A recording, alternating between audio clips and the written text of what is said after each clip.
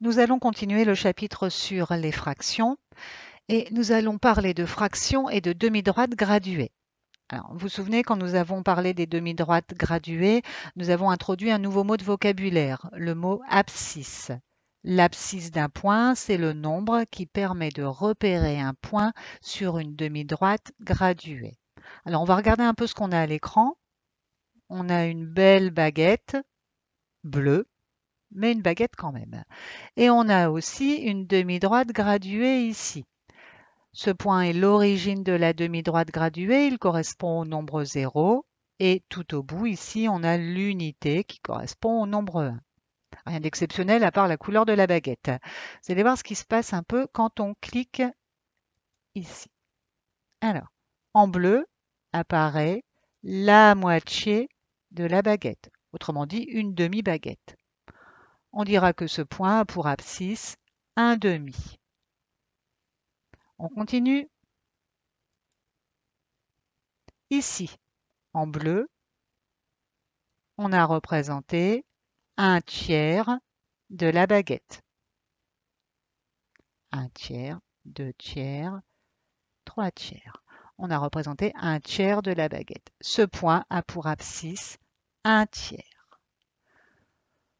Ce point aura pour abscisse deux tiers. On le vérifie.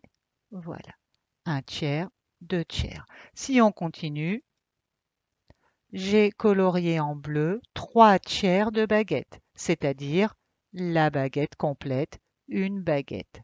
1 égale 3 tiers, c'est ce qu'on avait déjà vu dans la vidéo de la séance précédente. Allez, on continue, c'est là que ça va devenir intéressant. À votre avis, comment vais-je faire pour représenter 4 tiers de la baguette? Pour représenter 4 tiers de la baguette, il va me falloir une seconde baguette. En effet, ici, nous avons 3 tiers, plus 1 tiers. Nous arrivons donc à 4 tiers. Ce point ici a pour abscisse 4 tiers. Et là encore, vous voyez que 4 tiers est une fraction plus grande que 1. Pour pouvoir manger 4 tiers de baguette, il me faut manger une baguette complète plus 1 tiers. 4 tiers égale 1 plus 1 tiers. Vous l'aurez compris, ce point a pour abscisse 5 tiers.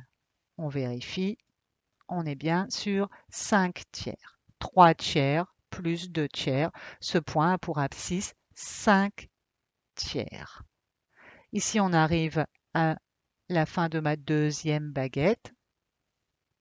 J'ai peint en bleu 2 baguettes. Ça correspond bien à 6 morceaux. Un morceau vaut 1 tiers, ça correspond à 6 tiers.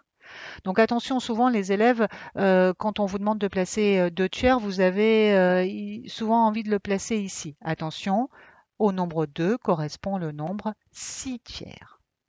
À votre avis, si je veux représenter maintenant la fraction 8 tiers, j'aurai besoin de combien de baguettes? 8 tiers, c'est 8 morceaux. Pour faire 8 morceaux, il me faut déjà 2 baguettes complètes et je dois encore rajouter 2 morceaux. Donc je vais avoir besoin d'entamer une troisième baguette. Ici, j'ai représenté 8 tiers de baguette.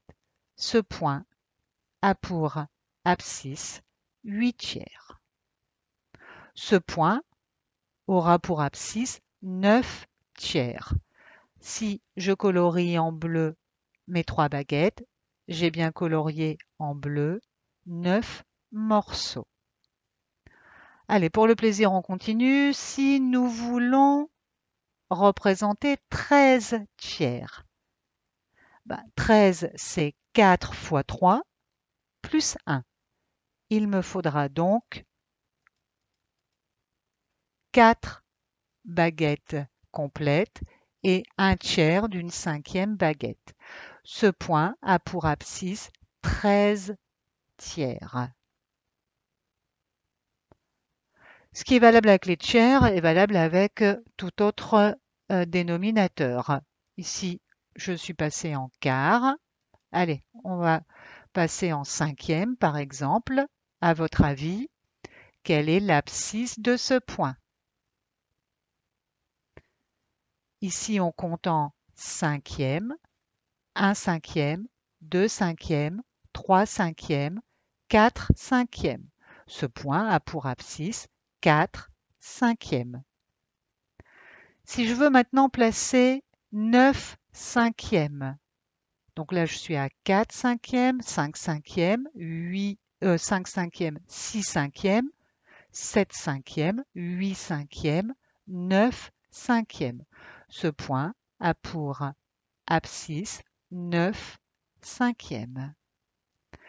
Je vous mettrai en lien sur le tableau de bord le lien pour accéder à cette page internet. Elle est accessible à n'importe quel élève et vous pourrez ainsi un peu aussi vous amuser à peindre en bleu des baguettes et puis vous travaillerez également sur les fractions. Voilà les élèves, c'est terminé.